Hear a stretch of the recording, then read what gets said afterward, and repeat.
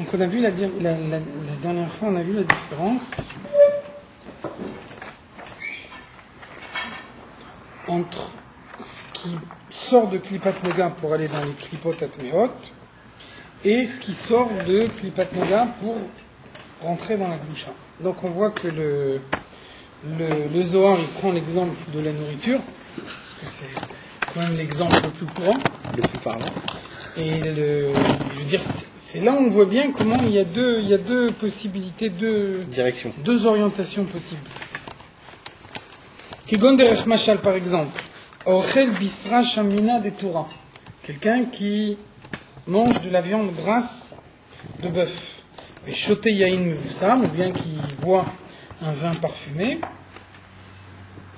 Donc vous voyez qu'on choisit à dessein ces exemples-là pour dire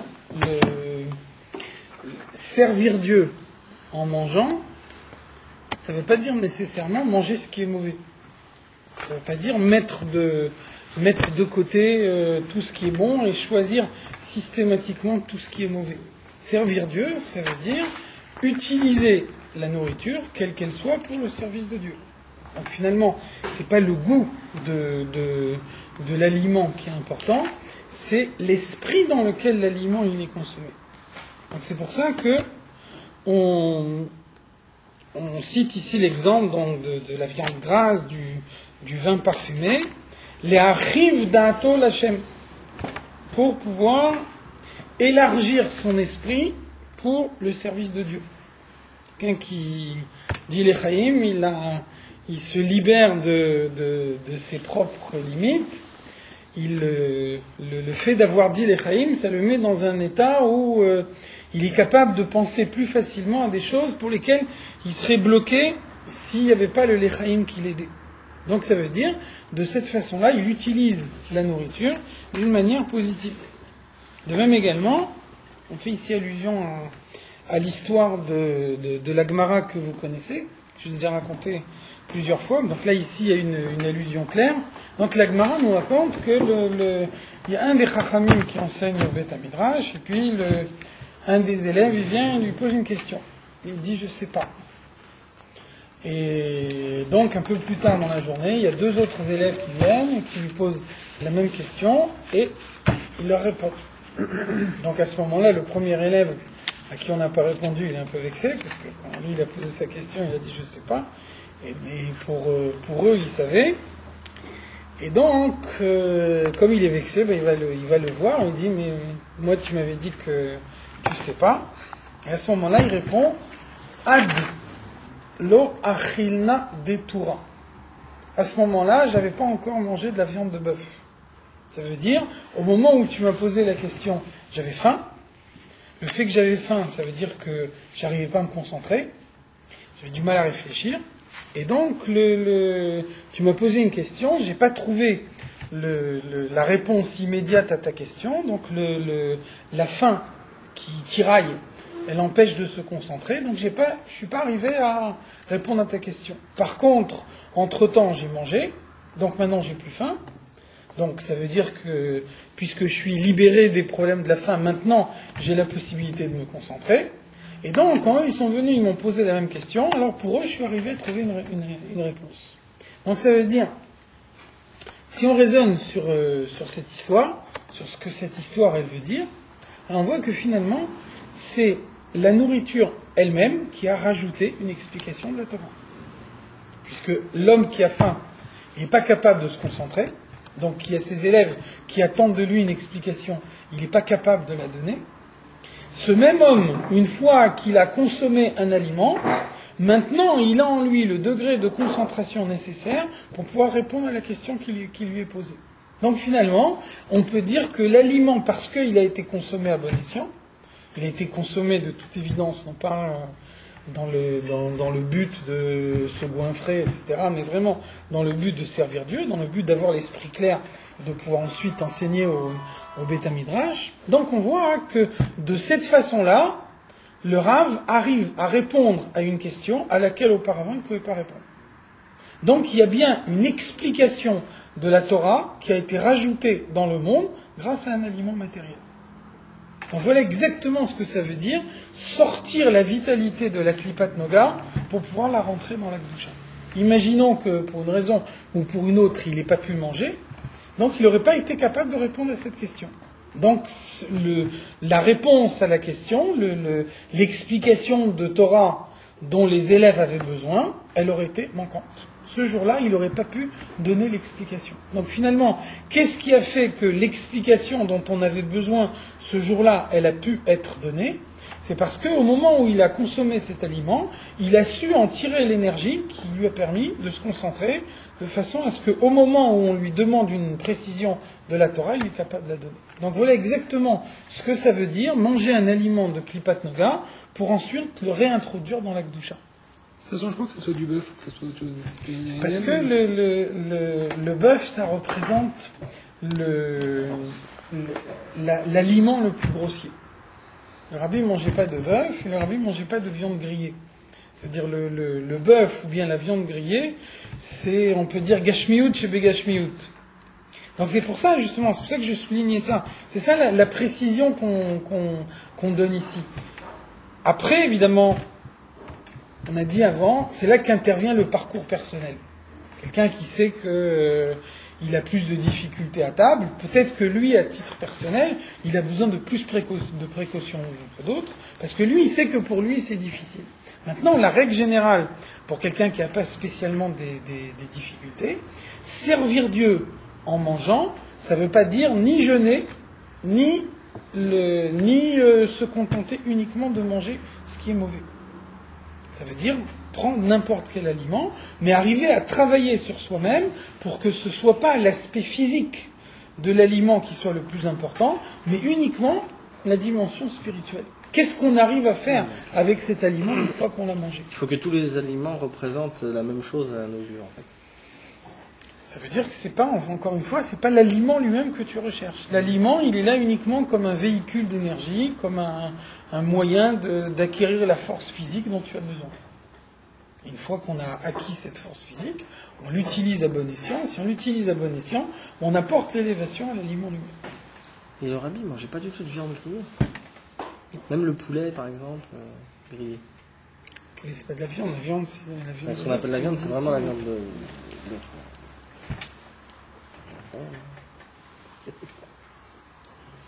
Kedéama Rava, comme Rava il dit, Chamra vereicha, Chamra le vin, vereicha et les bonnes odeurs, ça réveille l'esprit de l'homme. Le fait de sentir une bonne odeur, ça peut inspirer quelque chose. Donc on voit bien que l'aliment, il a une conséquence directe sur le comportement de l'homme. Donc ça c'est la première possibilité, ou encore, toujours dans cette première possibilité, Bishvil ekayem mitzvat onek shabbat veyom tov. Quelqu'un qui mange un aliment meilleur que l'aliment habituel, dans le but d'accomplir la mitzvah du plaisir de Shabbat et de Yom Tov. Donc ça veut dire, encore une fois, c'est pas l'aliment par lui-même qui est recherché, c'est le plaisir du Shabbat que cet aliment y représente. Ça veut dire, il ne faut pas penser, parce que c'est Shabbat, ça veut dire que je peux tout manger comme je veux, n'importe comment. L'aliment du Shabbat, il reçoit l'élévation que dans la mesure où j'ai conscience de manger parce que c'est Shabbat. Donc dans mon esprit, j'ai pas l'aliment lui-même, dans mon esprit, j'ai le Shabbat. Le but, c'est d'honorer le Shabbat, d'honorer le Yom Tov. On dit, pour Yom Tov en particulier, on dit En Simcha et la Bebassa. Et le Yom Tov, il y a une mitzvah de Simcha qu'il n'y a pas dans le Shabbat. Donc Simcha, la Gemara elle dit En Simcha et la Bebassa, En Simcha et la Beyayin. Pour se réjouir, il faut boire du vin et manger de la viande. Donc, au sens propre, ce que la Gemara veut dire, quand la Gemara dit la viande, elle parle du sacrifice de Shlamim. Quand à l'époque du Beth Amikdash, on allait dans le Beth Amikdash 3 fois par an, Pessah, Sukkot et Shavuot, et on apportait un sacrifice de Shlamim. Donc ensuite, une fois qu'on avait apporté ce sacrifice dans le Beth Amikdash, il y avait une mitzvah pendant le repas de Yom Tov de manger la viande de ce sacrifice. Donc évidemment, nous on n'a plus de sacrifice. Néanmoins, les Chachamim ont conservé une mitzvah de manger de la viande pendant Yom Tov, qui n'existe pas pendant le Shabbat. C'est une mitzvah, hein. Deux. On mange de la viande. Yom Tov. Yom Tov, c'est une mitzvah des Rabbanan. Shabbat, non. À l'époque du Beth Amikdash, c'était une mitzvah des Horaïta. De nos jours, c'est une mitzvah des Rabbanan. Donc ça veut dire, c'est toujours la même idée. Au moment où on mange la viande, Shabbat ou Yom Tov, on la mange dans le but d'accomplir la mitzvah de respecter le Shabbat, également par sa nourriture. Si on arrive à se concentrer sur cette idée-là, il n'y a pas une différence fondamentale entre mettre les tefilines ou bien manger un aliment. Le même Dieu qui demande de mettre les tefilines tous les jours, il demande également de respecter le Shabbat en mangeant pendant le Shabbat. Donc ça veut dire, si on utilise le prétexte du Shabbat parce que ça me fait plaisir de manger, il n'y a plus de mitzvah. Parce que c'est pas dans le but de la mitzvah qu'on le fait, c'est dans le but d'un plaisir personnel qu'on arrive à travestir dans le Shabbat. Par contre, si on utilise le Shabbat réellement pour la mitzvah, alors à ce moment-là, la nourriture qui est mangée de cette façon-là, elle reçoit l'élévation immédiatement.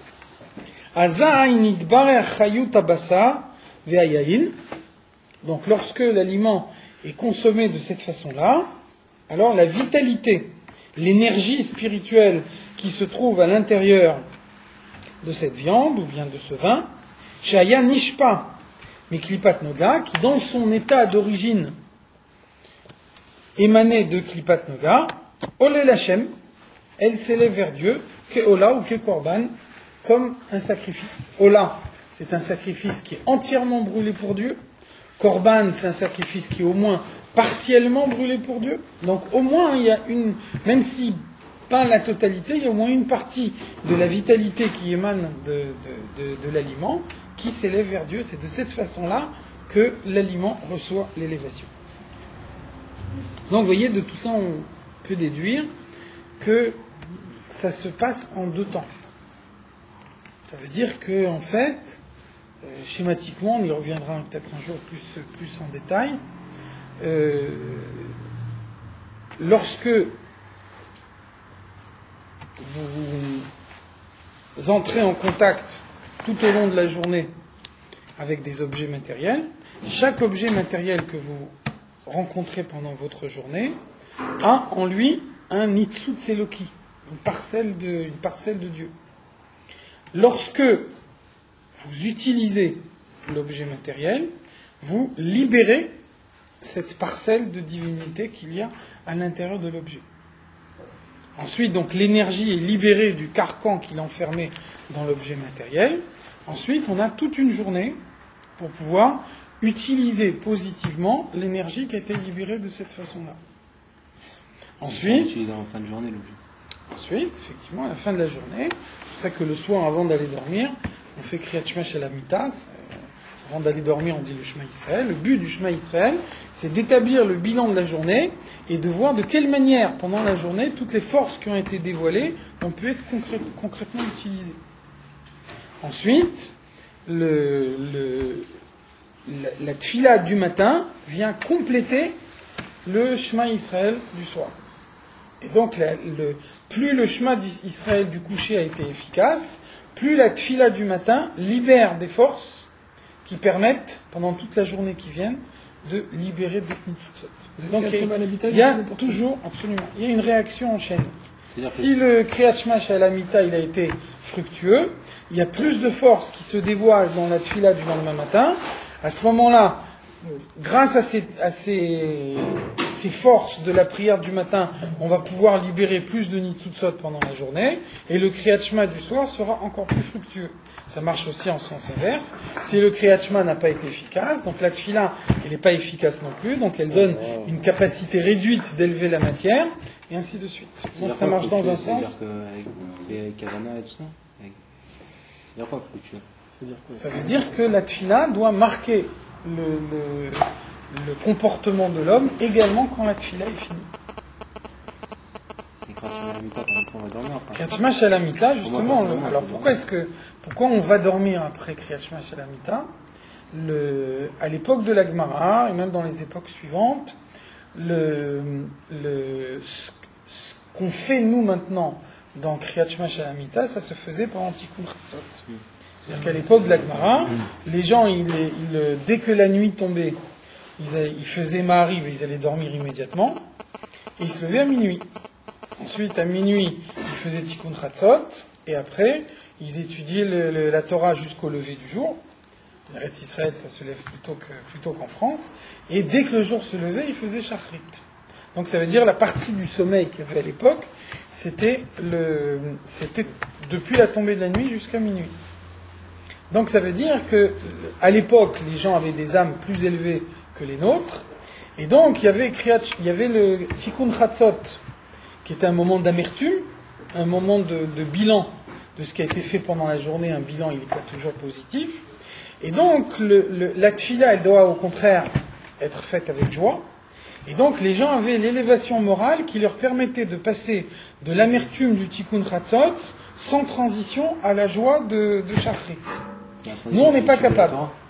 Nous, on n'est pas capable d'avoir une transition comme ça. Si on est amer, on ne peut pas nous demander d'être amer à un instant et d'être joyeux à l'instant suivant.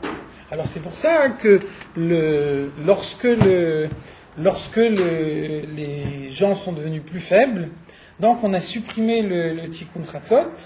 Vous savez que c'est le fameux faux pshat habituel qu'on fait sur la Gemara. La Gemara, elle dit Tov me'at bekavana, me'arbe shelo bekavana. Donc il vaut mieux prier pas beaucoup, mais avec kavana plutôt que beaucoup et sans kavana. Donc, quand on regarde la Gemara comme ça, sans comprendre ce que veut dire la Gemara, ça veut dire si un jour vraiment j'ai pas la tête à prier, je saute mincha. C'est pas du tout évidemment ce que la Gemara veut dire. La Gemara parle ici uniquement de Tikkun Chatzot. La Gemara ne parle ici que de Tikkun Chatzot. Donc, ça veut dire le Shachrit, Mincha et Arvit, c'est une obligation. On n'a pas le choix, on est obligé. Le Shulchan Aruch nous oblige à faire les 3 tfilotes.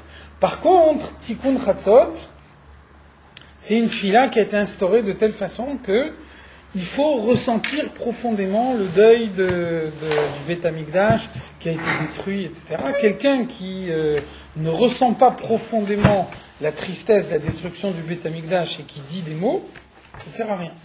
Donc c'est pour ça que quand les Chachamim ont estimé que nous on n'était plus au niveau de dire Tikkun Chatzot, alors donc Tikkun Chatzot a été supprimé. Donc il n'y a maintenant qu'une élite de gens qui le font encore. Et donc, concrètement, qu'est-ce que ça veut dire pour nous ?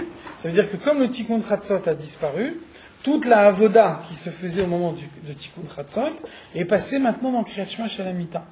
Et donc ça a un apport très important, c'est que Tikkun Chatzot et Shachrit se suivent, donc il faut être capable d'être amer à une seconde et d'être joyeux à la seconde suivante, alors que là, entre Kriyat Shema Shalamita et Shachrit, il y a la nuit au milieu. C'est pour ça que si quelqu'un est amer quand il va dormir, ça ne l'empêche pas d'être joyeux quand il se réveille le lendemain matin. Mais entre-temps, comme il l'a dit Jonathan, il y avait l'étude de la Torah. Entre Tikkun Chatzot et... encore une fois, quand tu es réveillé, c'est-à-dire que tu es toujours dans le même état d'esprit. C'est dur d'être un instant complètement amer et l'instant suivant complètement joyeux. Par contre, quand il y a le tampon du sommeil au milieu, c'est dur, surtout quand on se réveille le matin, qu'on est reposé, qu'on s'est couché le soir en étant fatigué, c'est plus facile d'être joyeux le matin. Mais alors, c'est quoi fructueux alors Encore une fois, c'est fructueux dans la mesure où ça modifie le comportement par la suite. Le rabbi précédent, il dit comment est-ce que la tfila est une vraie tfila ? Grâce à ce qui se passe avant la tfila. Et comment on sait qu'avant la tfila ça s'est bien passé ? On le sait par après la tfila. Ça veut dire la tfila, elle apporte ce qu'elle doit apporter que dans la mesure où on s'est préparé. Et comment on peut savoir que la préparation a été une bonne préparation ? Si on voit qu'après la tfila, le comportement est modifié. Si par contre la tfila est finie, je me dépêche de plier mes tfilines et j'y pense plus jusqu'à demain matin et après je sors dans la rue comme si j'avais pas prié du tout, et une tfila comme ça, elle n'est pas fructueuse, elle n'a pas amené grand chose dans le comportement. Juste 2 secondes, comment il faut faire Kriyat Shema Shalamita pour que ça soit bien une kavana spéciale Kriyat Shema Shalamita, encore une fois, c'est un moment de bilan. C'est-à-dire c'est le moment de se remémorer tous les instants de la journée, tous les échecs qu'il y a eu dans la journée, tous les acquis positifs qu'il y a eu pendant la journée. Et donc, des fois, on est dans le feu de l'action, donc on a du mal à réfléchir, il y a une chose, on doit tout de suite passer à autre chose, etc. Donc le soir, avant d'aller dormir, on peut prendre plus de recul par rapport aux choses, et à ce moment-là, on peut dire, voilà, dans tel domaine, j'ai eu un échec, ça veut dire que demain, je vais essayer de faire plus d'efforts dans ce domaine-là. Ou alors, dans tel domaine, je sens que ça a bien marché, ça veut dire que demain, il faut que ça marche encore mieux. C'est pour ça que il y a un passouk dans Tehillim, on dit que le matin, Yetse Adam, les Paolo ou l'Avodato Adei Arev. Tous les matins, un homme sort pour agir et pour faire son travail jusqu'au soir. Donc, vous voyez que de la façon dont le verset il est formulé, on a l'impression que la journée c'est un moment d'agir, puis le soir c'est plus un moment d'agir. Donc en fait c'est ça l'idée. La journée on agit. Quand on agit, on n'a pas toujours le temps de faire le bilan, parce que des fois on est obligé de passer rapidement d'une action à une autre, donc on ne peut pas évaluer clairement une action avant de passer à l'action suivante. Par contre, le soir n'est pas un moment d'action. Donc là, le soir, c'est plus facile de prendre du recul par rapport à ce qu'on a fait pendant la journée, et de pouvoir plus clairement, à tête reposée, dire, là il y a eu un échec, et là il y a une victoire. Tu veux dire quelque chose? Je voulais savoir les Kriyat Shema. Une fois qu'on a fini, on va tout de suite dormir. Ou on peut le faire et ensuite, par exemple, faire autre Regarder la télé. Kriyat Shema chez la Mita, c'est la dernière chose que tu fais avant d'aller dormir. Faut regarder la télé. Par exemple, si je veux faire un autre truc avant et je sais que je vais dormir, si je vais pas le faire, je vais oublier. Je vais être trop fatigué. Il suffit de penser que tu ne vas pas l'oublier, tu ne l'oublieras pas. Si tu arrêtes de penser que tu l'oublies, il n'y a aucune raison que tu ne l'oublies pas. Je dors direct après. Par contre, si tu as dans la tête que tu vas l'oublier, tu l'oublieras, c'est évident. C'est la façon dont tu te conditionnes toi-même.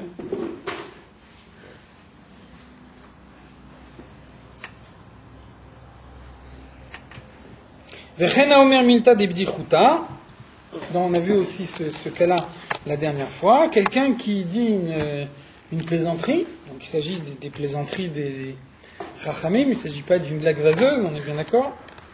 Les fakeach da'ato, de façon à ouvrir l'esprit de ceux qui l'écoutent, ou le sameach libo l'Hashem, et à réjouir son cœur pour Dieu. Donc on a vu ce que la Gemara nous dit. Tania va le dire tout de suite. Kmo she'asa Rava le talmidav, comme Rava avec ses élèves. Rava, c'était quelqu'un qui était très grand, quelqu'un qui étudiait la Torah en permanence, quelqu'un qui était très craint. Et donc, il y avait une certaine distance entre lui et ses élèves, qui fait que des fois, ils étaient un peu crispés devant lui. Et ils avaient du mal à recevoir son enseignement. Quand on est crispé, quand on a un sentiment de crainte, on a du mal à recevoir l'enseignement. Et donc, Amar Lifnehem, Milta de Bdichuta, il commençait son enseignement par une blague. Donc, encore une fois, il faut bien savoir qu'est-ce que c'est une blague qui est dite par Rava. Ça veut dire, sûrement, cette blague-là, il y avait aussi un enseignement en tiré, etc. Mais donc, par rapport à son enseignement formel, on peut appeler ça une blague. Et donc, de cette façon-là, il détendait l'atmosphère. Et donc, Batre Rabanan, les Chachamim se mettaient à rire. Donc, de cette façon-là, après avoir détendu l'atmosphère, les gens étaient beaucoup plus réceptifs à son enseignement. Donc, on voit que, même si en apparence, cette blague, elle est inutile, Dieu ne nous demande pas de dire des paroles inutiles, mais on voit que finalement, cette blague, dans la mesure où elle a détendu l'atmosphère, elle permet aux gens d'être plus réceptifs, et de cette façon-là, ils vont recevoir plus profondément l'enseignement qui vient par la suite. Donc ça veut dire l'enseignement de la Torah proprement dit. Quand on prend une idée de la Torah et qu'on explique une idée de la Torah. Ça c'est Kedusha. La Torah, elle vient de la Kedusha. Par contre, quand on dit une blague, alors une blague, elle vient de Klipat Noga. Donc ça veut dire, au moment où on a dit la blague, on a libéré une énergie de Klipat Noga dans le monde. Par la suite, lorsqu'on voit le résultat de ce qui est sorti de cette blague, c'est-à-dire le fait que les gens étaient plus réceptifs et que de cette façon-là, ils peuvent ensuite recevoir l'enseignement plus profondément, à ce moment-là, l'énergie qui a été libérée de la Klipat Noga, elle monte dans la Kedusha. Donc comment ça se passe concrètement?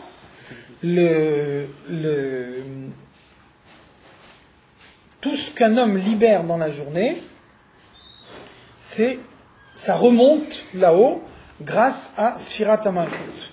Sfirat HaMalchut, elle a plusieurs fonctions. Une des fonctions de Sfirat HaMalchut, c'est en fait, elle fonctionne comme un aspirateur. Donc ça veut dire le moment de la tombée de la nuit, c'est le moment où la Sphira de Malchut, elle quitte le monde d'Atsilut et elle commence à descendre en bas dans le monde. À minuit, Sphira de Malchut de Atsilut, touche le monde matériel. Quand elle touche le monde matériel, elle absorbe toutes les nitsutsot qui ont été libérées pendant la journée et ensuite elle remonte. Le lever du jour, Alot HaShachar, c'est le moment où Malchut de Atsilut retrouve sa place. C'est la raison pour laquelle, dans la Kabbalah, on nous explique que la première partie de la nuit est liée à l'attribut de Gvura.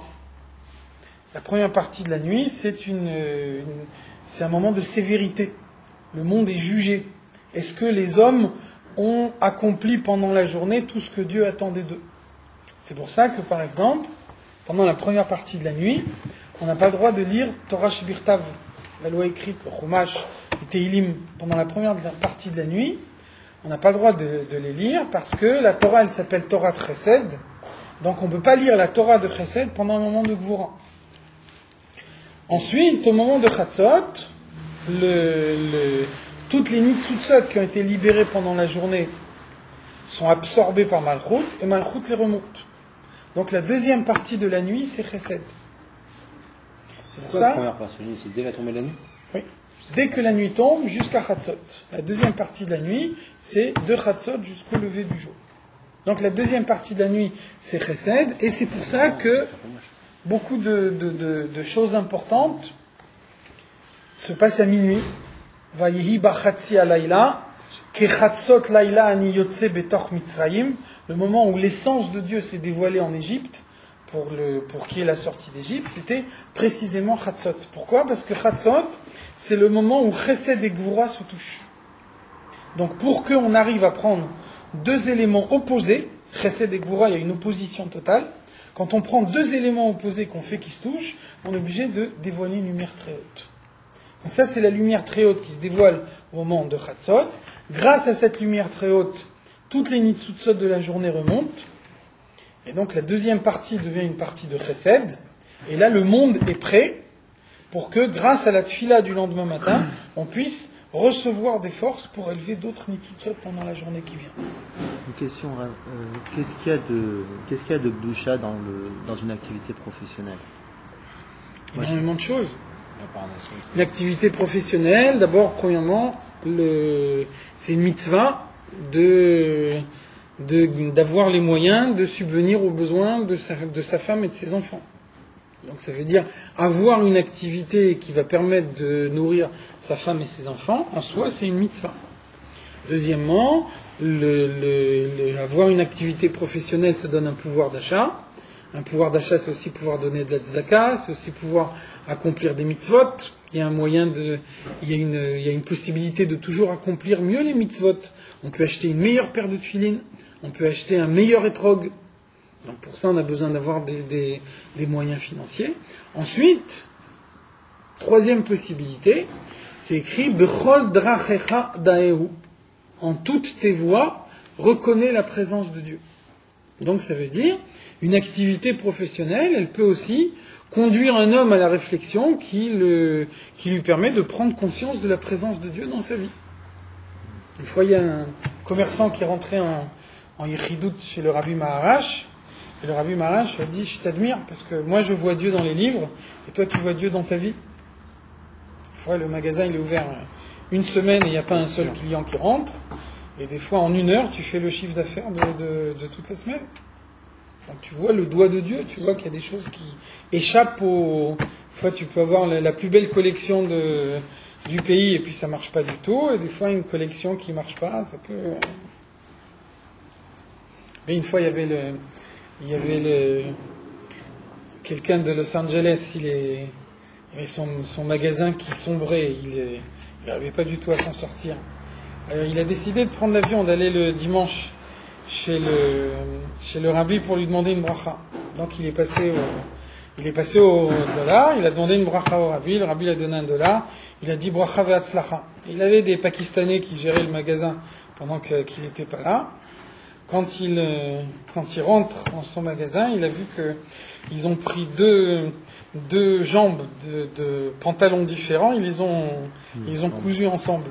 C'est-à-dire dans le pantalon, il y avait les deux jambes, c'était deux jambes différentes. Mais c'est pas possible, j'étais chez le rabbi exprès pour demander une bracha pour la parnassa, et quand je reviens, je trouve ça. Et donc il était en train de se lamenter. À ce moment-là, il y a quelqu'un qui rentre dans le magasin, il dit mais c'est génial, on fait 3000 comme ça.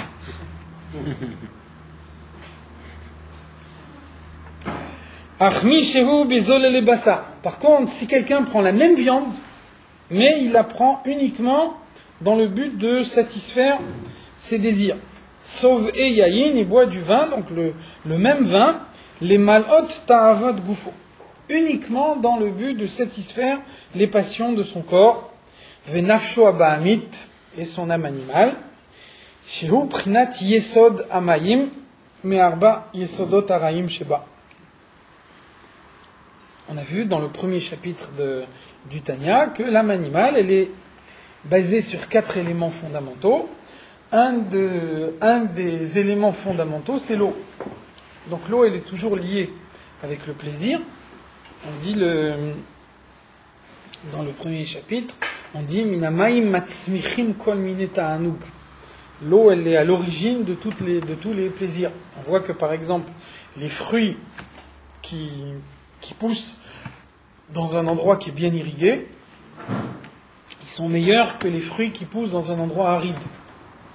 Ça veut dire que l'eau, elle donne un goût aux fruits. L'eau, elle rajoute le plaisir. Même l'idée de l'eau qui coule, ça évoque aussi l'idée du plaisir. Donc ça veut dire, comme un homme, il a en lui une âme animale, que cette âme animale, elle possède également l'élément d'eau, et donc l'eau est à l'origine du plaisir. Donc si quelqu'un a naturellement un élément d'eau très développé, ou alors si cet élément d'eau n'est pas naturellement très développé, mais que lui, au fur et à mesure qu'il a mangé des pommes de terre, il a contribué à le développer de plus en plus, alors à ce moment-là, il est plus attiré à rechercher le plaisir physique de ce qu'il mange. Vous voyez qu'on cite la même chose ici, la même viande, le même vin. L'aliment, c'est le même aliment. Mais qu'est-ce qui change ? C'est pas l'aliment lui-même, c'est la kavana.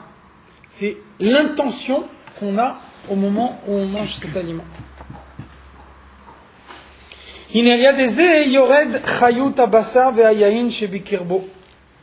Donc de cette façon-là, ce vin, cette viande, et donc l'énergie qu'on libère de cette façon-là, eh bien, on l'emprisonne dans les clipotes atmeot. Seulement, très important, le Tanya nous dit tout de suite, les fisha'a. L'emprisonnement dans le mal n'est qu'un emprisonnement passager, momentané. Donc ça, c'est très important comme idée. Il y a une différence fondamentale entre le bien et le mal, c'est que le bien a une existence définitive, alors que le mal n'a qu'une existence passagère. Le bien, il est définitivement acquis. Si quelqu'un fait une mitzvah, la mitzvah, elle est définitivement acquise. Même si quelqu'un qui fait une mitzvah et qui regrette la mitzvah, elle est définitivement acquise. Dès l'instant où il y a eu une action concrète, la mitzvah est une mitzvah qui reste partie intégrante du domaine du bien. Par exemple, le Rambam nous dit, plus fort encore que ça, le Rambam nous dit, quelqu'un a un trou dans la poche. Et donc, comme il a un trou dans la poche, il y a une pièce qui sort par le trou. Et donc, toute la journée, il est en colère parce qu'il a perdu sa pièce. Et un pauvre trouve cette pièce, le Rambam nous dit, il a accompli la mitzvah de tzedaka. Donc ça veut dire, dès l'instant où il y a une action concrète, où l'action concrète s'est passée de la façon qu'elle devait se passer, c'est-à-dire lui il a une pièce en moins dans sa poche et le pauvre il a une pièce en plus dans sa poche, ça s'appelle une mitzvah et cette mitzvah elle dévoile dans le monde le bien qui est acquis de façon définitive. Donc chaque fois qu'un homme fait une mitzvah, la mitzvah elle reste. Il n'y a aucun cas où ça peut se perdre. Il y a aucun... Non, c'est impossible. Dès l'instant où le bien existe, le bien il existe de façon définitive. Par contre, le mal, il a uniquement une existence passagère. Qu'est-ce que ça veut dire? Ça veut dire deux choses. Premièrement, il y a un verset qui dit « Lo yidach mimenu nidach ». Personne ne peut être définitivement écarté, définitivement repoussé. Donc ça veut dire, l'assurance est donnée que chaque juif, un jour ou l'autre, parviendra à la tchouva. Au moment où un juif fait tchouva, il libère tout ce qu'il a enfermé dans les clipotes auparavant. Ça peut même être dans une vie ultérieure. On peut imaginer que la tchouva d'une seconde vie permette de libérer tout ce que l'homme a enfermé dans les clipotes pendant sa première vie. Ça, c'est la première possibilité. Seconde possibilité, lorsque le Mashiach viendra, le mal disparaîtra du monde. Et roi atuma avir mina haaretz. Je ferai disparaître l'esprit d'impureté de la terre. Donc quand le Mashiach viendra, il n'y aura plus de mal, donc nécessairement, tout le bien qui sera emprisonné dans le mal sera libéré à ce moment-là. Néanmoins, tant qu'un homme n'a pas fait tchouva, et tant qu'un homme, tant que le Mashiach n'est pas venu, alors non seulement le bien reste emprisonné dans le mal, mais par l'intermédiaire de cet emprisonnement, un homme est lui-même prisonnier du mal. On a vu que assour, ça veut dire ligoter. Donc ça veut dire le fait que quelqu'un nourrisse les clipotes, ça a pour conséquence que lui, il est victime en premier lieu des clipotes. Donc c'est comme ça qu'on peut comprendre une discussion qu'on voit entre le Rambam et l'Admor Hazaken, qui est une contradiction uniquement apparente.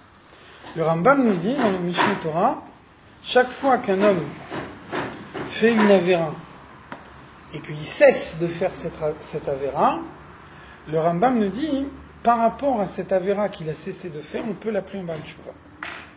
Ça veut dire, il fait d'autres avérotes par ailleurs, il y a d'autres avérotes sur lesquelles il n'a pas encore fait Tshuva. Néanmoins, le Rambam nous dit, on peut considérer chaque avéra de façon indépendante. Et donc, à partir du moment où il y a une avéra qu'il a cessé de faire, dans ce domaine-là particulier, on peut l'appeler Baal Tshuva. Par contre, l'Admor Hazaken nous dit, un Baal Tshuva, c'est quelqu'un qui a entièrement cessé d'accomplir les avérotes. S'il a une seule avéra, même si par ailleurs il ne fait que des mitzvot, il ne peut pas encore s'appeler Baal Tshuva. Alors en fait, vous voyez que la différence de définition, c'est que le Rambam il définit la halakha. Après la halakha, quelqu'un qu'on a vu jusqu'à maintenant qui faisait une certaine avéra, et puis maintenant en public on voit qu'il ne la fait plus, on voit qu'il a changé de comportement. Donc d'après la halakha, on peut l'appeler Baal Tshuva par rapport à cette avéra que maintenant il a cessé de faire. L'Admor Hazaken, lui, nous parle, le Tanya, il nous parle d'après la partie profonde de la Torah, d'après la Kabbalah. Et donc lui nous dit, à partir du moment où un homme fait une seule avéra, cette avéra le lie aux clipotes. Il est prisonnier, il est ligoté par les clipotes dès l'instant où il y a une seule avéra qui le lie aux clipotes. Même si par ailleurs, il fait toutes les mitzvot. Alors c'est pour ça qu'on nous dit ici, même si il y a cet attachement à la clipa, même si on est ligoté à la clipa, néanmoins, on sait que, ou bien par sa tchouva, ou bien par la venue du Mashiach, cet attachement au mal disparaîtra. Donc ça veut dire, on peut prendre le risque de faire descendre du bien dans les clipotes de façon momentanée, pour que par la suite, lorsque la tchouva interviendra, le bien qui sera libéré du mal sera un bien plus important. C'est en particulier donc la réponse que le rabbi donne à ceux qui disent comment est-ce qu'on peut mettre les tefilines à quelqu'un qui est peut-être un rachat et qu'au moment où on lui met les tefilines, il a une pensée d'un rachat. Donc ça veut dire, quand il met les tefilines, puisqu'il a une pensée de rachat, la vitalité divine qui dévoile dans le monde en mettant les tefilines, elle s'enferme dans les clipotes. C'est ce point-là. Bien sûr. Donc ça veut dire, est-ce qu'on ne prend pas un risque en mettant les tefilines à quelqu'un qui est susceptible de pouvoir renforcer les clipotes à cause des tefilines qu'on lui met? Donc sur ça, le rabbi donne deux réponses. Le rabbi dit, première réponse, chaque fois qu'il y a d'abord, première réponse la plus évidente, c'est que faire une mitzvah à un juif, c'est l'inciter à faire le bien. Donc il y a un aspect incitatif de la mitzvah, le fait qu'on lui a fait mettre les tefilines. Ça veut dire qu'on réveille en lui le désir d'accomplir d'autres mitzvot, premièrement. Et puis deuxième réponse, c'est celle qu'on donne ici, c'est-à-dire, même si on imagine qu'il est vraiment un rachat, et qu'il a vraiment une pensée d'un rachat au moment où il met les tefilines, ça veut dire que toute la lumière qui est dévoilée dans le monde par le fait qu'il met les tefilines s'enferme dans les clipotes. Malgré tout, on a la certitude que cet emprisonnement dans les clipotes est uniquement momentané, qu'après il va être libéré. Et au moment où il va être libéré, il va réintégrer le domaine de l'Akdoucha. Donc on peut supporter un emprisonnement momentané dans les clipotes pour l'apport ultérieur qui va en résulter pour l'Akdoucha. Et d'ailleurs, la preuve, c'est que la halakha, elle dit que c'est comme ça qu'on doit faire. La halakha. La halakha, elle dit que la mitzvah, elle n'est pas liée à la kavana. C'est ce que vous avez dit tout à l'heure. Dans certains cas, oui. Par exemple, pour la mise des tefilines, quelqu'un qui met Les les tefilines, tefilines. c'est compliqué parce que ça veut dire que les tefilines, pendant tout le temps que tu les portes, tu dois avoir conscience que tu portes les tefilines. Pour ça, les tefilines, elles demandent goufnaki. Il faut être sûr de soi. Être sûr qu'on n'a pas envie d'aller quelque part. Il faut être sûr de garder sa pensée. C'est la raison pour laquelle, à l'époque de la Gemara, les gens mettaient les tefilines toute la journée. On se levait le matin, on mettait les tefilines, et puis ensuite on enlevait les tefilines au coucher du soleil. Quand le soleil se couchait, on enlevait les tefilines, parce qu'on n'a pas le droit de dormir avec les tefilines, justement parce que quand on dort, on n'a pas la conscience de ce qu'on fait. Donc dès l'instant où la nuit tombe, un homme est susceptible de s'endormir à n'importe quel moment. C'est pour ça que la halakha, c'est que dès le coucher du soleil, tout le monde enlevait les tefilines. Mais ça veut dire quand même qu'on les portait toute la journée. Donc actuellement, à l'heure actuelle, on n'a plus le droit de mettre les tefilines tous les jours. Les chachamim, ils ont estimé qu'un homme a beaucoup de mal à pouvoir répondre de toutes ses pensées pendant toute la journée. Si déjà tu arrives à pas penser à des mauvaises choses pendant le moment d'Atfila, c'est déjà pas mal. Donc c'est pour ça, maintenant, on met les tefilines uniquement au moment d'Atfila. Plus personne les met toute la journée. C'est-à-dire que ça requiert quand même une certaine façon de penser. Non mais rassurez-moi, si on met les tefilines à la rue, dans la rue à quelqu'un concrètement, il a fait la mitzvah des tefilines quand même. Alors il peut à la fois avoir fait la mitzvah des tefilines et en même temps avoir renforcé les clipotes. Vous me faites peur. Je comprends plus. Ouais, fais peur. Arrêtez le rabbi. Je t'ai dit les deux réponses que le rabbi a données. C'est un investissement en fait. C'est Hein? c'est un investissement en fait. C'est un investissement pour plus tard, c'est clair. Hein. Maintenant, il faut savoir aussi investir. Pas obligé d'avoir toujours un apport immédiat. Un apport immédiat, ouais, j'ai compris.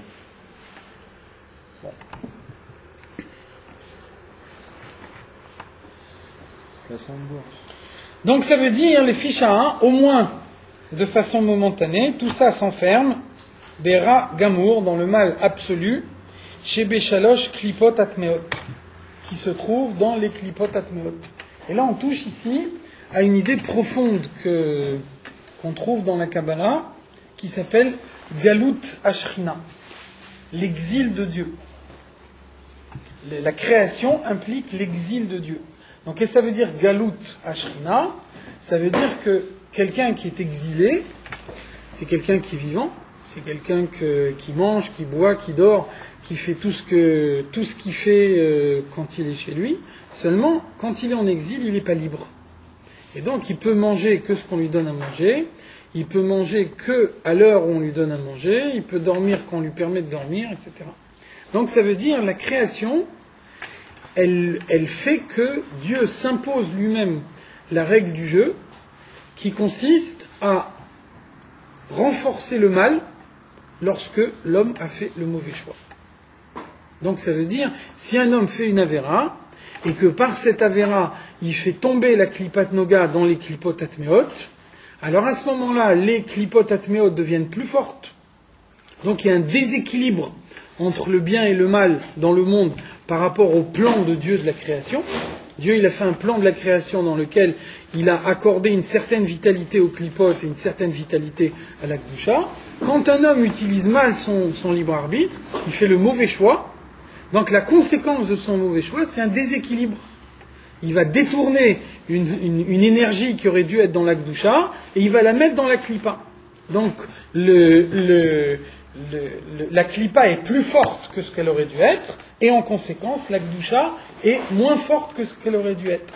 Donc on aurait pu penser logiquement, Dieu il est contre la klipa, Dieu il veut renforcer la kedusha. Donc quand un homme fait une action qui a pour effet de renforcer la klipa, Dieu ne devrait pas suivre.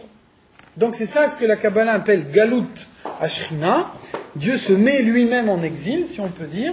Ça veut dire Dieu s'impose que lorsqu'un homme a fait le mauvais choix, alors Dieu le suit dans son mauvais choix.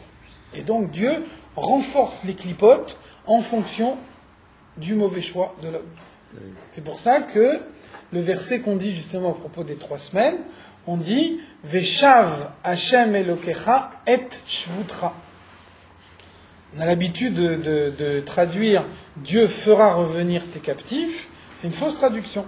Parce que grammaticalement, il aurait fallu dire Veheshiv Hashem et Shvutra. Dieu fait revenir tes captifs. Donc, qu'est-ce que ça veut dire Veshav? Ça veut dire Dieu revient avec tes captifs. Dieu revient avec tes captifs, c'est-à-dire Dieu est lui-même captif. Veshav Hashem et Shvutra, Dieu revient lui-même avec ceux qui ont été captifs. C'est ça Galut Ashrina. Lorsque les hommes s'emprisonnent dans les klipotes, alors Dieu lui-même est emprisonné dans les klipotes. Et lorsque le Mashiach viendra et que les hommes seront libérés de leur emprisonnement dans les klipotes, alors Dieu lui-même sera libéré de son exil. Il accepte ça. Et oui, il accepte. Il accepte pour nous, parce que c'est le seul moyen qu'on puisse avoir le libre arbitre. Si, quand quelqu'un il agit mal, il y a le ciel qui lui tombe tout de suite sur la tête, il n'y aurait plus le libre arbitre. Donc ça veut dire, pour respecter le libre arbitre, Dieu s'engage lui-même à renforcer les klipotes.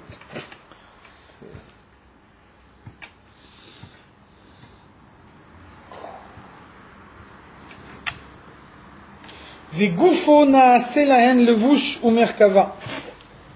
Quelle est la conséquence lorsqu'un homme fait descendre la vitalité de la kedusha dans les klipotes? C'est qu'il devient l'instrument de la klipa. Un homme est instrumentalisé par la klipa, ça veut dire qu'il est plus libre. Ça veut dire qu'il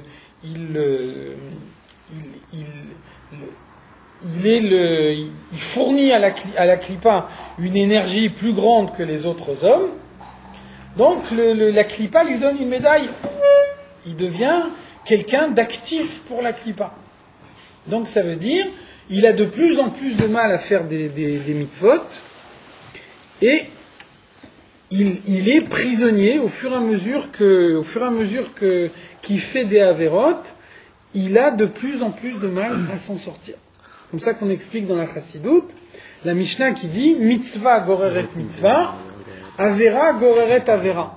Donc au sens simple, ça veut dire bon, si j'ai fait une mitzvah, je pourrais après plus facilement faire une autre. Si j'ai fait une avera, je pourrais aussi par la suite plus facilement en faire une autre. Donc dans la Chassidut, on dit plus profondément que ça veut dire avera goreret avera. Ça veut dire la première avera, elle fait que l'homme il est livré pieds et poings liés à la klipa. Donc il devient l'instrument de la klipa, il est éloigné de la kedusha, et c'est ça qui fait que la avera suivante, elle est beaucoup plus facile. Parce que sa Avera, elle a déséquilibré les forces entre le bien et le mal. Sa première Avera, elle a donné au mal plus de force, donc elle a retiré des forces que le bien devait avoir. Ça veut dire que quand la deuxième Avera se présente, son Yetzer Hara est plus fort et son Yetzer Tov est moins fort. Donc il succombe plus facilement, et ainsi de suite. C'est valable évidemment dans l'autre sens. Quelqu'un il fait une mitzvah, grâce à cette mitzvah, il arrive à se libérer de l'emprisonnement des clipotes. Donc là, il renforce le bien par rapport au mal, et lorsqu'il arrive à la mitzvah suivante, là, il y a plus de bien que de mal, et là, la mitzvah est plus facile à accomplir. Donc ça veut dire la situation de l'homme, elle varie en permanence en fonction de ses actions. Donc vous voyez qu'ici on emploie deux termes, levouche ou merkava. Levouche, ça veut dire un vêtement, merkava, ça veut dire une charrette, un char. Donc c'est quoi l'idée? Levouche, ça veut dire que, on a déjà vu que la pensée, la parole et l'action s'appellent levouchim, les vêtements. Qu'est-ce que c'est les vêtements? C'est ce qui permet à un homme d'entrer en contact avec d'autres personnes. Vous voyez que vous adaptez votre façon de vous habiller à l'événement que vous vivez. Ça veut dire que de la manière dont quelqu'un est habillé, on a déjà une première impression de ce que cet homme il est. Donc finalement, le vêtement, c'est le premier contact de l'homme avec l'extérieur. Vous voyez bien que, avant que quelqu'un ait ouvert la bouche, avant qu'on sache qui il est, de la façon dont il est habillé, on a déjà une première impression. Donc de la même façon, la clipa, elle est immatérielle dans le monde. Pour que la clipa puisse se dévoiler dans le monde, elle a besoin de quelque chose qui lui permet d'entrer en contact avec le monde. Alors c'est l'homme qui va jouer ce rôle-là. C'est ça le vouch. Le vouch, ça veut dire, c'est la matérialisation de la clipa. La clipa, elle est immatérielle. Pour pouvoir entrer en contact avec un monde matériel, elle a besoin de quelque chose de matériel qui va être son instrument. Donc ça, c'est ce que devient l'homme. Ça, c'est le premier degré de la chute. Le mal rentre en lui, et donc c'est le mal qui se dévoile dans le monde par son intermédiaire. Deuxième degré de la chute, c'est merkava, qui ça veut dire une charrette. Une charrette, c'est quelque chose qui n'a pas du tout de volonté personnelle. Dans une charrette, il y a un cocher, et donc la charrette ne peut aller que dans la direction où le cocher la conduit. La charrette, elle n'a aucune latitude, elle n'a pas de marge de manœuvre, elle ne peut que suivre les instructions que le cocher lui donne. Donc après être le vouch, dans un second temps, on devient merkava, c'est-à-dire totalement soumis à la clipa. La clipa donne un ordre et l'homme suit. Exactement pareil dans le bien en fait. Oui, bien sûr, si ce n'est qu'ici on définit Klipat Noga. Donc comme on définit Klipat Noga, on essaye de bien montrer qu'est-ce que ça fait quand Klipat Noga est libéré pour entrer dans la Kedusha, et qu'est-ce que ça fait quand c'est libéré pour rentrer dans les Klipot Atmeot. Mais encore une fois, on répète ici, les ficha. Quand un homme devient le vouch, ou bien il devient merkava, c'est toujours passager. Ça n'est jamais un état définitif, puisque le mal n'a pas d'existence définitive. Le mal a été créé pour disparaître. Donc le mal n'a pas d'existence effective. On ne peut considérer comme réellement existant que quelque chose qui possède une existence définitive. Dès l'instant où une existence est passagère, ça ne s'appelle pas une existence. C'est pour ça que, par exemple, la vache rousse, les cendres de la vache rousse, elles doivent être trempées dans l'eau vive. Qu'est-ce que c'est l'eau vive? Maïm Chaim. C'est de l'eau qui vient d'un fleuve qui ne se tarit pas même une seule fois en 7 ans. Si le fleuve il se tarit une fois en 7 ans, il ne s'appelle pas Maïm Chaim. Donc comment est-ce que la Mishnah elle appelle les fleuves qui se tarissent une fois en 7 ans? On les appelle Neharot Kozvim. Textuellement, des fleuves menteurs. Ça veut dire un fleuve, il doit avoir de l'eau en permanence. S'il y a un moment où le fleuve n'a pas d'eau, c'est que ce n'est pas un fleuve. Même si on peut dire une journée tous les 7 ans, c'est négligeable, ça ne fait rien. Un fleuve, il doit avoir de l'eau en permanence. S'il y a un moment où il n'a pas d'eau, c'est que c'est pas un fleuve. Donc ça veut dire l'existence véritable est une existence définitive. Dès l'instant où quelque chose disparaît à terme, ça veut dire que il n'existe pas réellement. Autre exemple, si vous faites la shrita d'un animal et qu'on veut déterminer, on fait un examen des poumons et on essaye de déterminer si l'animal auquel on a fait la shrita, il est kasher ou pas. Si vous trouvez une lésion dans les poumons, à ce moment-là, la halakha, c'est que si cette lésion se guérit dans les 12 mois qui viennent, ça veut dire que d'ores et déjà maintenant, elle est considérée comme elle n'était pas là. Donc l'animal est kasher. Puisqu'on sait, on a la certitude que la lésion va se résorber, ça veut dire que d'ores et déjà maintenant, elle n'existe pas. Donc l'animal, il peut être considéré comme s'il n'avait pas du tout de lésion. Par contre, si la lésion qu'il a dans les poumons, elle est définitive, là, il n'est pas kasher. Parce que là, il y a eu vraiment un changement. Dès l'instant où la lésion, elle est définitive, ça, c'est un véritable changement. Par contre, une lésion dont on est sûr qu'elle va guérir, c'est pas un véritable changement. Donc, vous voyez, on voit dans plusieurs domaines de la halakha, quelque chose de réel, c'est quelque chose qui est toujours identique. À partir du moment où ça bouge, où c'est pas toujours identique, c'est que ça n'existe pas réellement. Donc, le mal, on a la certitude, ça fait partie du scénario de la création, on sait que le mal va disparaître. Qu'est-ce que ça veut dire que le mal va disparaître? Ça veut dire que même quand il n'existe pas réellement. C'est pour ça que même quelqu'un qui est emprisonné dans le mal, il est emprisonné dans le mal que de façon passagère.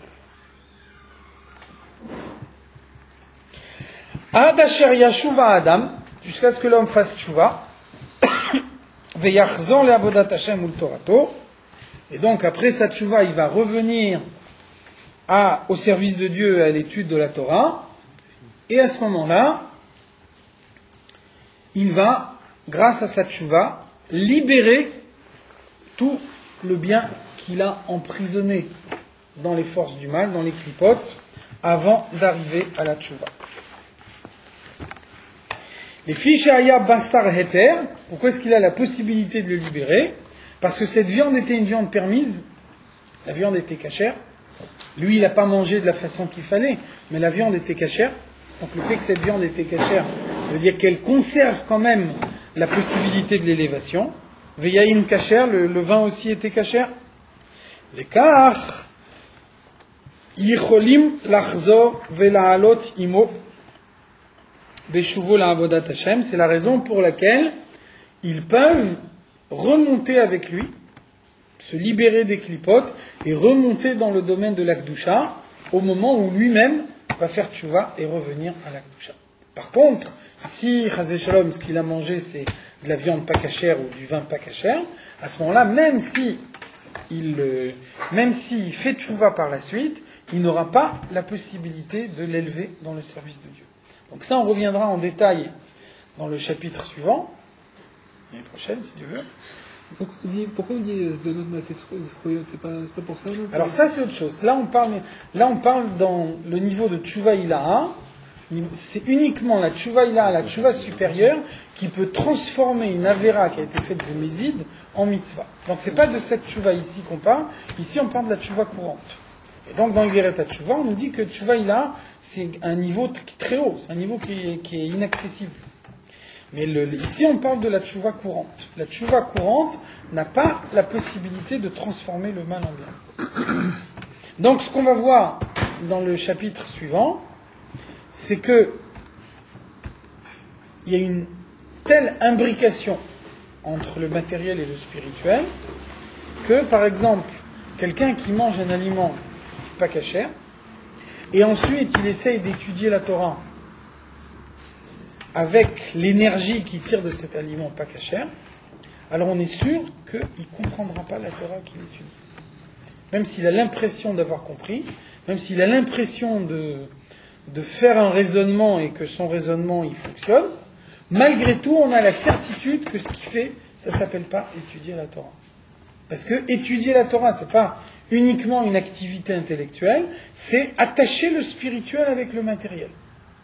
Donc chez lui, il n'y a pas de spirituel. Parce que l'énergie qu'il a en lui, c'est une énergie interdite. Une énergie qui vient d'un aliment interdit. Donc il n'y a pas de possibilité d'élévation dans ce cas-là. Même la tchouva ne peut pas élever ces nitzutzot et leur permettre de monter dans la Kedusha. Donc ça veut dire, il a mangé quelque chose qui est taref, après il va étudier la Torah et avoir l'impression de comprendre, en réalité il ne comprendra pas. Il va faire la tfila, il va avoir l'impression de prier avec kavana, concrètement sa kavana n'est pas une. C'est impossible. Là, on parle de Shogeg ou Bémézid? On parle. Alors, qu'est-ce que ça veut dire? C'est quoi la différence? Là on parle de Mézid. Maintenant, qu'est-ce que ça veut dire Béshogeg? Qu'est-ce que c'est une Avera Béshogeg? A priori, on pourrait penser, par exemple, quelqu'un qui a transgressé le Shabbat Béshogeg, il doit porter un korban dans le Beth Amikdash. Alors pourquoi?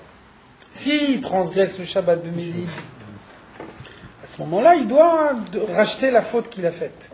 Maintenant, quelqu'un qui ne fait pas exprès, il n'avait pas l'intention de transgresser le Shabbat. Pourquoi tu lui fais amener un korban? Qu'est-ce qu'il a fait de mal?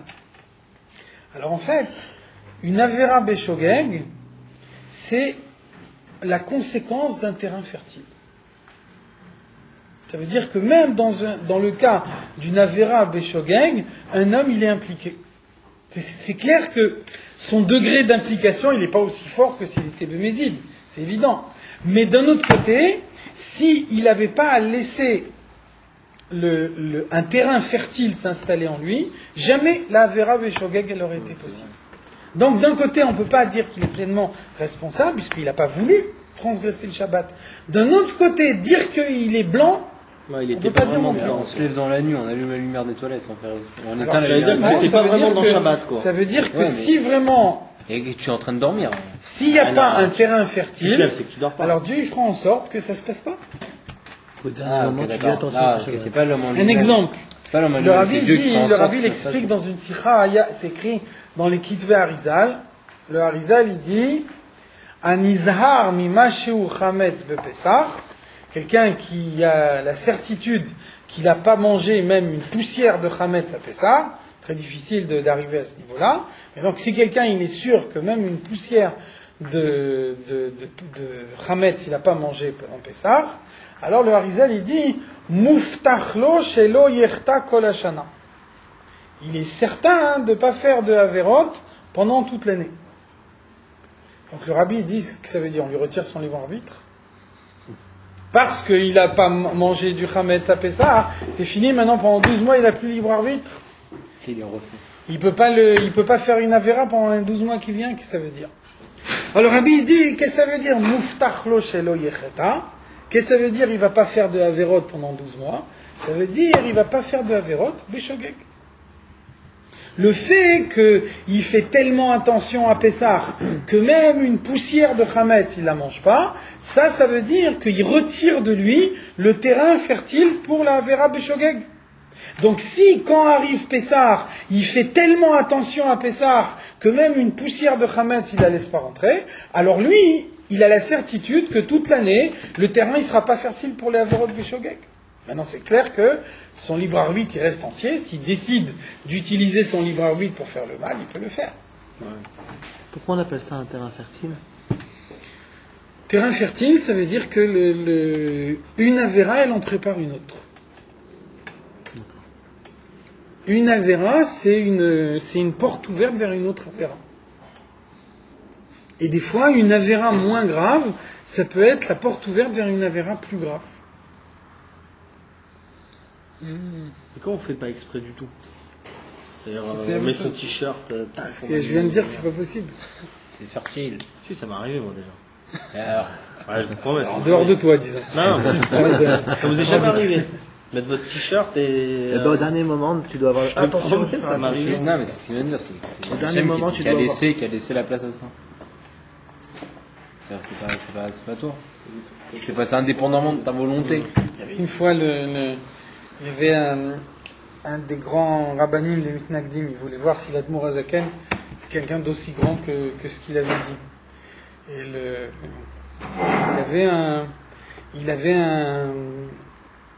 il y avait un goy chez lui à la maison qui parlait yiddish, il avait une casquette, il avait une barbe, il avait vraiment On dirait un juif. l'apparence d'un juif. Donc il a décidé de faire une preuve mettre l'Admour Azakan à l'épreuve. Il a dit, on va envoyer le domestique à la cave pour chercher du vin. Et donc le gars, il va venir avec la bouteille de vin à la main. Puis il a dit, si l'Admour Azakan c'est vraiment un tzaddik, à ce moment-là, d'une façon ou d'une autre, il va trouver un moyen de ne pas boire ce vin. Si c'est pas un tzaddik, à ce moment-là, il va boire le vin, et là on aura une preuve que c'est pas un tzaddik. Alors le gars, il a ramené la bouteille, et le gars, il verse un verre à l'Admour Azaken, et après l'Admour Azaken, il prend le verre, et il dit, Baruch ata Hashem Elokeinu melech haolam. L'autre, il dit, ça y est, je savais. Et après l'Admour Azaken, il finit la bracha, il dit, She'akol niya bidvaro. Après, il boit, et après, il lui dit, t'as de la chance que le gars, il s'est trompé, il a été chercher une bouteille de bière. Maintenant, est-ce que tu crois que pour me faire une épreuve à moi, ça valait le coup de perdre tout le vin que tu as dans ta cave?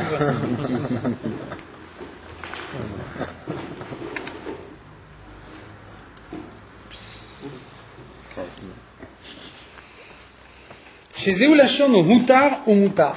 Donc c'est pour ça, on a vu déjà, le moutar, ça veut dire permis, et moutar, ça veut dire également détaché. De même, assour, ça veut dire interdit, et ça veut dire aussi attaché, ligoté. Donc tant que quelqu'un il fait ce qui est interdit, alors il est attaché par les clipotes. Il est plus libre de ses mouvements, il devient l'instrument des clipotes, il est obligé d'agir dans le sens que les clipotes le dirigent. Par contre, lorsqu'il fait tchouva, là à ce moment-là, il se libère des clipotes, donc ça c'est mouta, détaché, libéré. Klomar, she'eno kashur ve'asur bidei achitzonim. Ça veut dire qu'à ce moment-là, on se libère de l'emprise des clipotes, on n'est plus attaché aux clipotes. She'lo yuchal lachzor ve'la'alot l'Hashem. Si on est tant qu'on est attaché aux clipotes, l'élévation du service de Dieu, elle n'est pas possible. Maintenant, même quelqu'un qui arrive à se libérer, il en conserve encore une trace dans son corps. Donc,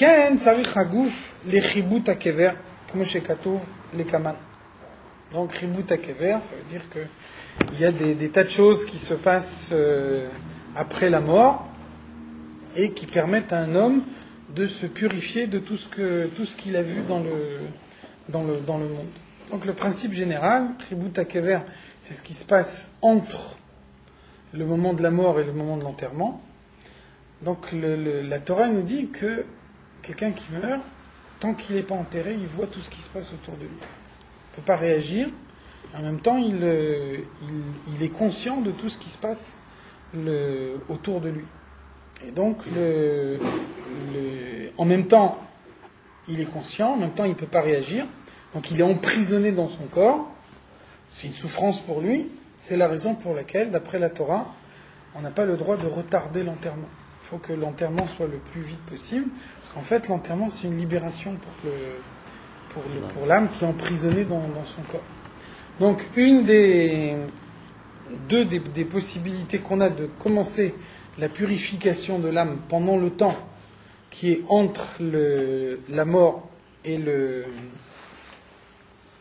l'enterrement, c'est deux choses, donc ribut akever et kafakela. Ribut akever, ça veut dire que le cercueil se rétrécit, le cercueil écrase le corps, et donc puisque l'âme est encore enfermée dans le corps, donc elle sent la douleur. En fait,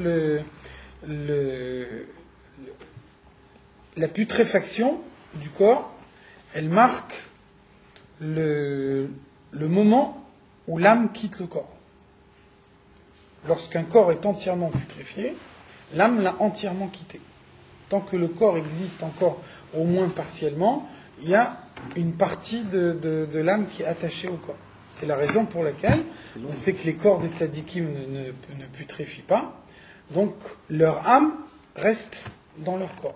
C'est pour ça qu'on va au tombeau d'un tzadik, on sait qu'il est là non seulement par son corps, mais il est là également par son âme. Parce que tant que le corps ne bouge pas, l'âme reste à l'intérieur du corps. En tout cas, elle a la possibilité d'y rester. C'est super long. Hein ? C'est très long. C'est-à-dire long. C'est long le temps que ça se putréfie. Et tout Tant que ça se putréfie, c'est pas si long que ça. Et donc ça, c'est la première possibilité, c'est Ribut Akever, c'est C'est énorme. le rétrécissement du cercueil. Deuxième possibilité, c'est Kafakela. Kafakela, c'est le jeu de la fronde. Donc on prend une fronde, et puis donc dans une fronde, on fait tourner une pierre. Alors imaginez que la pierre, c'est une Neshama. Il n'y a pas un moyen de... Il y a un moyen, pour éviter Kafakela, C'est que c'est italien. il faut Ah non, c'est dire des paroles de la Torah le tiers de la journée. C'est vrai 8 heures sur 24. Quelqu'un qui dit des paroles de la Torah 8 heures sur 24 pendant toute sa vie, il n'a pas Kafakela. Si on a raté 12 ans, il faut faire. Il faut rattraper.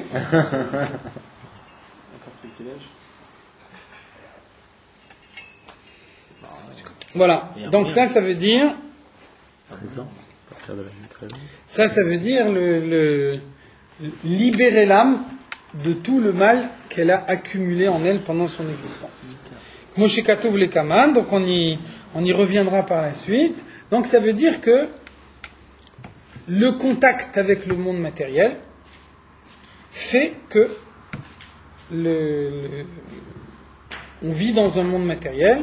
Dans ce monde matériel, il y a nécessairement du mal. Et donc un homme, il a du mal qui rentre dans son corps. C'est pour ça que la mort, c'est aussi un bien, puisque c'est un moyen d'évacuer de son corps tout le mal qu'il y a dedans. Ça veut dire que la putréfaction, c'est un moyen de se débarrasser du mal qu'on a pu accumuler dans le corps, de façon à ce qu'au moment de la résurrection, on puisse reconstruire un corps dans lequel il n'y a que du bien. Donc vous voyez que le contact avec le mal, il emprisonne dans le mal. On a un contact avec le mal, on côtoie le mal au jour le jour, et donc ce mal, il marque le corps, qu'on le veuille ou non. Mais la Neshama, elle souffre de ça. Bien sûr, c'est justement parce que la Neshama est Quelqu'un qui souffre. fait les mitzvot depuis toujours et qui ne dit pas forcément les propos de Torah. Il fait que les mitzvot. D'abord, c'est difficile de faire les mitzvot si on n'étudie pas la Torah. Non, on peut étudier, mais pas pendant 8 heures. Ne pas dire avoir des propos de Torah pendant 8 heures par jour. Par Ce exemple. que la Torah nous dit, le shiur, c'est 8 heures. Maintenant, tu penses bien que le parcours, c'est pas un parcours standard. Non, Chacun, c'est il a son parcours individuel. C'est-à-dire que chacun est jugé en fonction de ce qu'il a fait dans des vies précédentes, en fonction de la mission spécifique que Dieu donne à son âme. Mais alors la tchouva, elle n'est pas concrète en fait. Là, quoi qu'il arrive, on va souffrir à la finale. Même si on fait tchouva, c'est. D'abord, premièrement, il faut ça. faire confiance à Dieu. Dieu, il est gentil. Son but, c'est pas de faire souffrir tout le monde. Allez, dites-nous un peu des paroles comme Non, ça. le but, c'est quoi? Le but, c'est de malgré tout, de mettre un maximum de chances de son côté. Certes. Voilà. Mais non, mais c'est le principe de tchouva en fait qui me gêne par rapport à ça. Mais voilà, C'est c'est bon, parce parce que que si on Dieu dit- est gentil, ça y est. Si on dit qu'on fait tchouva, et donc on est pardonné. Tchouva, c'est. Non, alors voilà, c'est exactement ce qu'on te dit ici. Bien qu'on a fait tchouva, à Reshimo Mimenu Nisha Begouf. Bien qu'on ait fait tchouva, il y a une trace qui reste dans le corps. Et donc on a besoin ensuite d'une purification, une purification pour retirer cette trace, pour retirer cette marque qu'il y a dans le corps. Même si on va au mikvé tous les jours de notre vie. Ah, c'est pas une marque qui part au mikvé, c'est une marque C'est un spirituelle. C'est pas un... Ah, de toute façon, on va tous. Il faut se faire une raison. Alors il faut pas le prendre comme ça, se dire le but c'est pas de démoraliser. Non. Le but c'est sûr qu'il faut faire confiance à Dieu, c'est sûr qu'il faut s'en remettre pleinement à Dieu et que si on s'en remet à Dieu, il n'y a pas de raison que ça se passe mal. D'un autre côté, pourquoi on nous dit tout ça? Pour nous dire qu'il y a du pain sur la planche. Ah ouais. On peut pas dire je m'en remets à Dieu, Voilà, mais voilà. finalement Moi, Dieu je il est pense que c'est gentil. ça. Je suis pas obligé de. Si, on pousser est à- obligé d'eux. On doit faire tous les efforts qu'on peut faire. Absolument. On n'a pas le droit de se priver d'un effort qu'on pourrait faire. Donc tout ce qu'on vient de voir, c'est l'effet de la tchouva sur la libération de la klipa d'un aliment kasher, mais qui a été mangé uniquement pour satisfaire ses plaisirs. Donc on verra la prochaine fois, c'est sur ça qu'on va conclure le chapitre, on verra la prochaine fois qu'est-ce qui se passe quand quelqu'un fait tchouva parce qu'il a mangé un aliment interdit. Donc il essaye de libérer de la clipa quelque chose que la Torah ne permet pas de consommer. On finira là-dessus. Merci, Rabbi.